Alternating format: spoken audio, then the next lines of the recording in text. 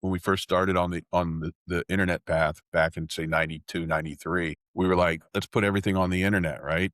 We don't have real firewalls. We just have filter rules on our routers. We don't know what we don't know. And the next thing you know, the deputy director of the CIA is getting his computer hacked, right? On his desk in the CIA because we just opened it up to the internet. When we started on the internet back in the days of ARPANET and DARPANET, everybody knew everybody. You were either associated with a government agency or you were associated with a university. You had the whole basis of the internet was to find a way to communicate decentralized so that it could survive a nuclear war. And that's the origins of the core protocols on the internet.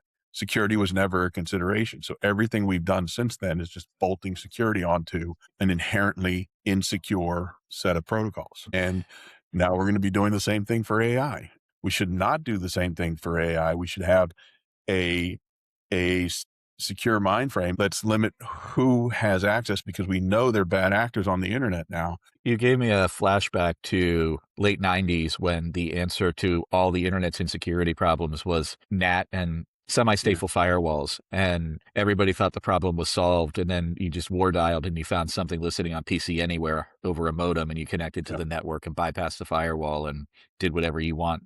It was better than before the firewall was there, because at least before the firewall was there, they didn't perceive that they were completely and totally secure.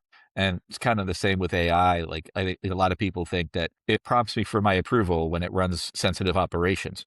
Well, maybe.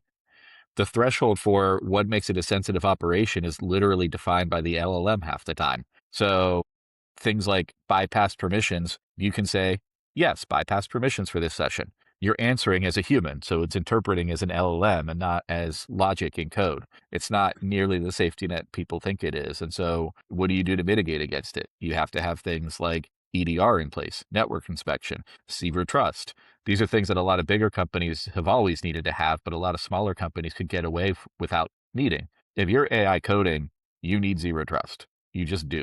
You need some supply chain protection, whatever the socket, sneak, whatever, you need something, not nothing. If you're doing agents, you need, even on desktops, you need EDR. You need to know what happened on that machine, because if something goes wrong, if you suspect prompt injection, that's the end of it. Like, that's the end of the road for you. You suspect it, and you have no way to find out what might have happened if you don't have basic EDR network inspection. And what scares me the worst about prompt injection is that it's completely invisible to the traditional security tools. It's not going to be caught in your firewall. It's not going to be caught in your EDR. It's just plain text. It's coming through as plain text to the desktop. And it's because that's the way language models work. They work on human language.